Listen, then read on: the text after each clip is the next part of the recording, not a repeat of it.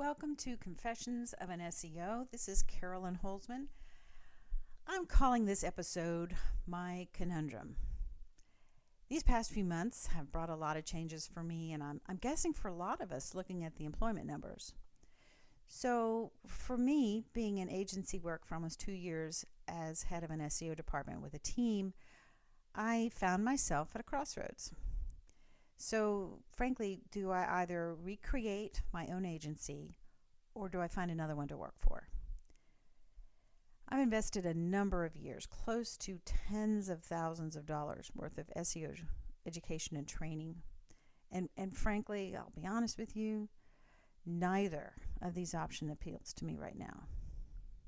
I believe there's a place for everybody and everything. And as I explore, my options, where I notice is that a lot of the energy flows and is strongest around something that I started for me as kind of like crafting, SEO crafting, arts and crafts. And so what this is called is SEO testing. And I've seen this for a little while now as a way to really contribute to the body SEO, what's there for other people to learn that I can learn ahead of time and then share. So let me explain. SEO testing is where a single variable test, that means we're testing for one thing. So everything is the same and only one thing is changed, and then measuring that result. Very much like the junior high science experiments. So what happens is we run these tests directly in Google, for the most part, and Bing search engines. And as we approach the question, we propose a hypothesis and then structure a test in a way that's likely to reveal some answer in regard to that question. Usually it's a multiple page test where we have that test page where we make the change and control pages that are pretty much all alike. They may be different content, but generally the conditions on that page are the same. And we create keywords that are unique so that by searching for that keyword or keyword phrase, we'll pull up our test pages, and just our test pages ideally. So when they're left running, we measure, and then when something changes, we analyze that change, and then we write up and publish the results. So by being able to test for ourselves, opinions about what to do are no longer valuable. Because if the search results indicate a clear preference for something, or for that matter, even a negative preference for something, then we know exactly what to do or what not to do. By developing our own data from these tests, we no longer rely on tweets from Google, what somebody else or some guru tells us, whether it's better to have this particular thing or that particular thing because it's a ranking factor. And unless you've been deep in the SEO world, something amazing has been happening that you probably don't know about. In the last 5 years, we've been, and when I say we, I mean a group of professional SEOs, professional search people, that we've been able to determine very specific, what we call keyword zones on web pages that are beneficial.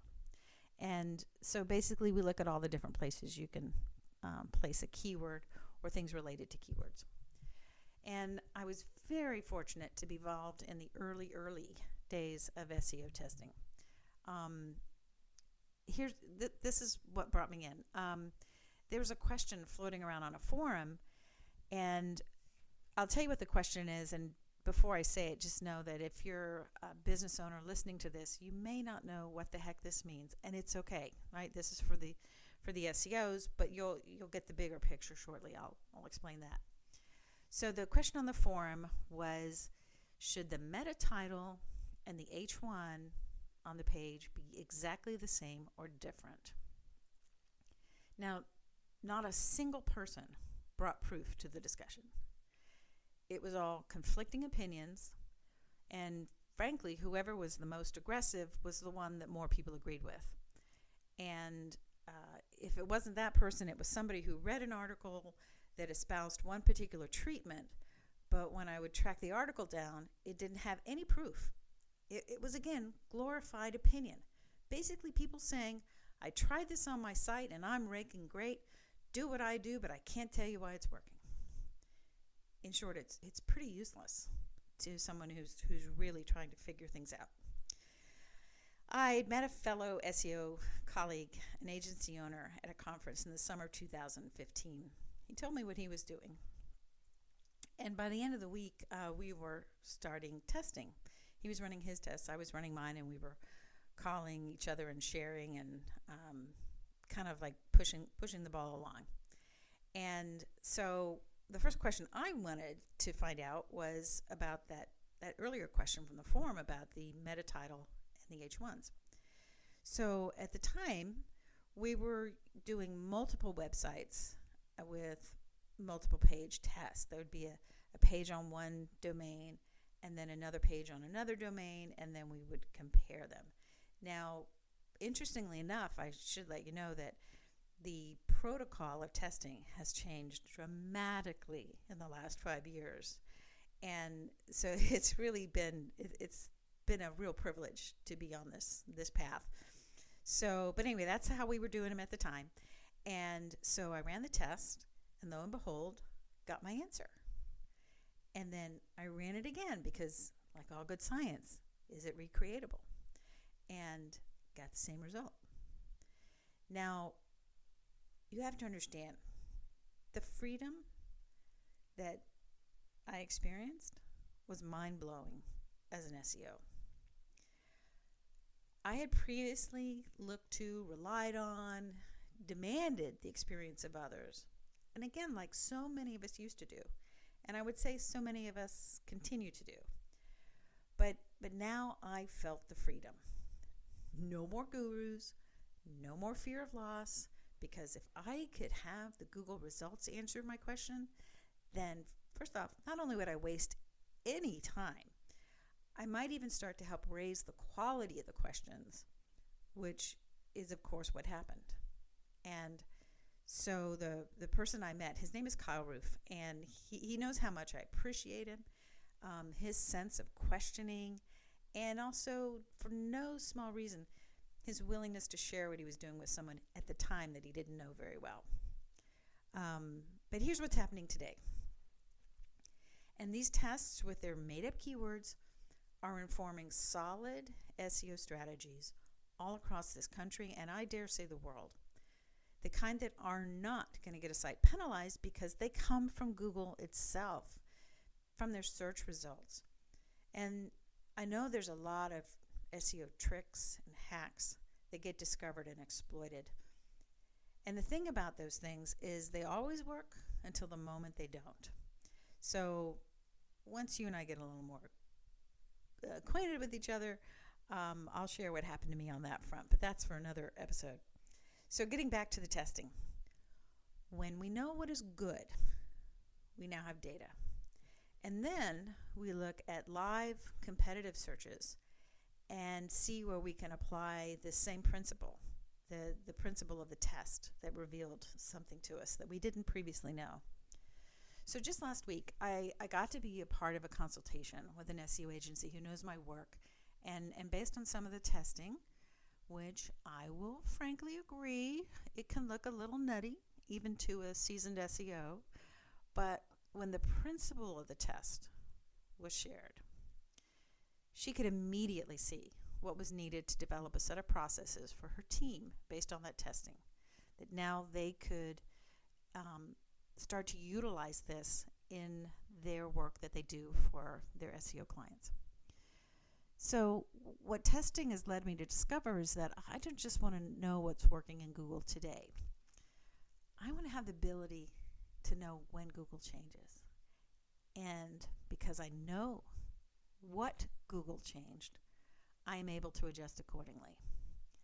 So after any kind of Google update, you're able to tell what's working after that change.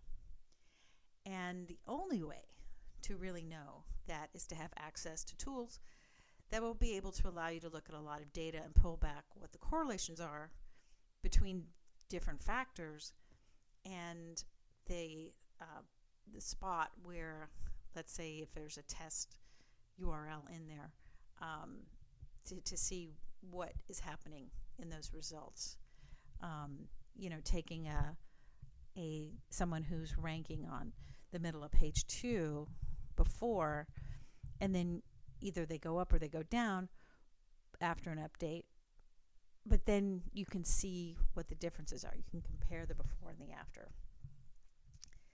Now, I'm not a mathematician or a programmer, but I do have access to some serious tools, SEO theorists, and other fellow testers in my mastermind where we hammer out processes and test results.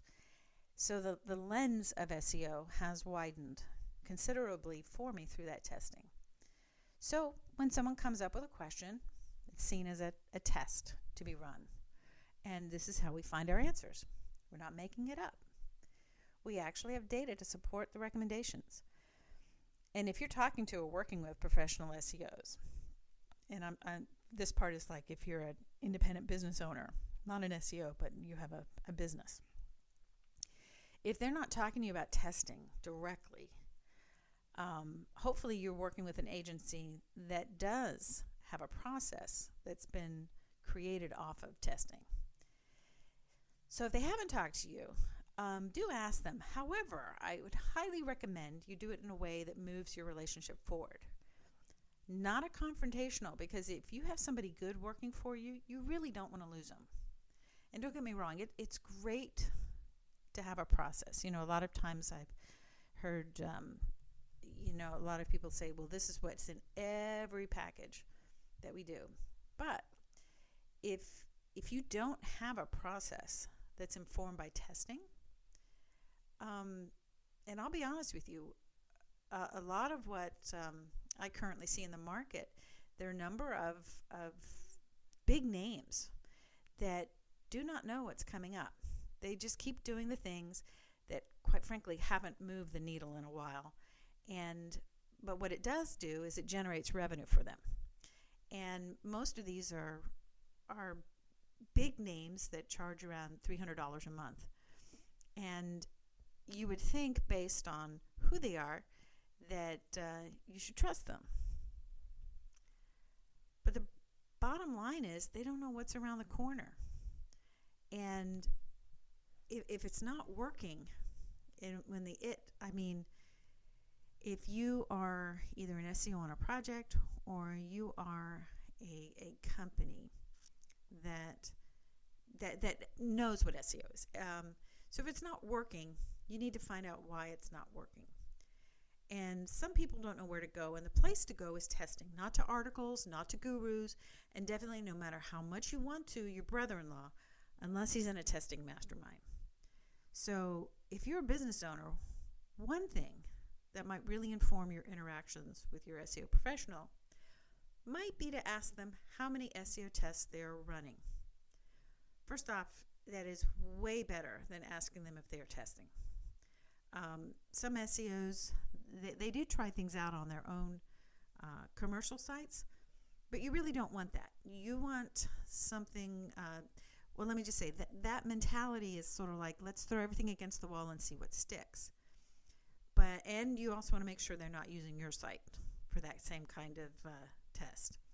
So you want to know, are the tests they're running isolated tests? They would have to be on, we call them test domains, but they're environments where the tests only have one or two factors that are playing into the test.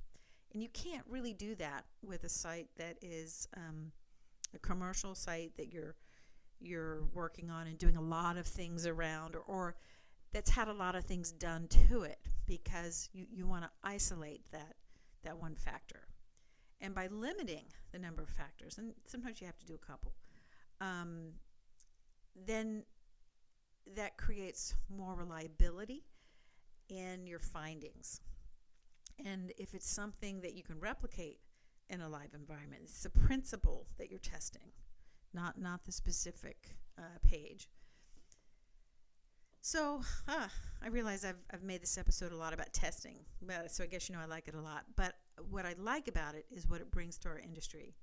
I feel like I'm finding things and I'm helping other SEOs, and through those insights, actually helping their clients. It's kind of like going out on reconnaissance like a scout and being able to see what's up ahead.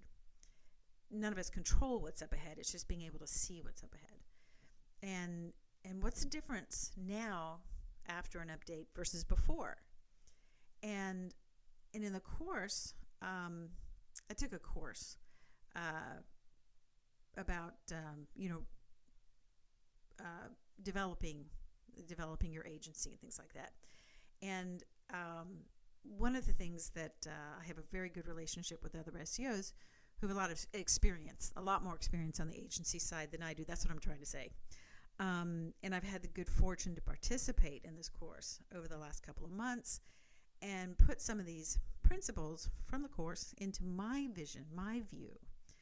And I think you remember in the beginning I said, do I do an agency or do I do, find another agency to work for? Or do I, go directly to clients? And so what's been really cool is being able to look at the things that I'm good at, that I enjoy, and there are some things that I did not. Both of those. I said I had no desire to do either one. But by having the chance to observe this and to look at my own situation, I see that I'm moving forward, that it's going to be up to me to create a situation where I'm bringing in more of the things that I like and not bringing in things that I don't. And I'm really excited with the direction that things are going. And maybe the deal for me is not the agency route and not the client work. I don't know yet. So anyway, I think that's going to be the end of this episode, and I'll look forward to talking with you on the next one. This is Confessions of an SEO, and this is Carolyn Holzman. I'll see you in the SERPs.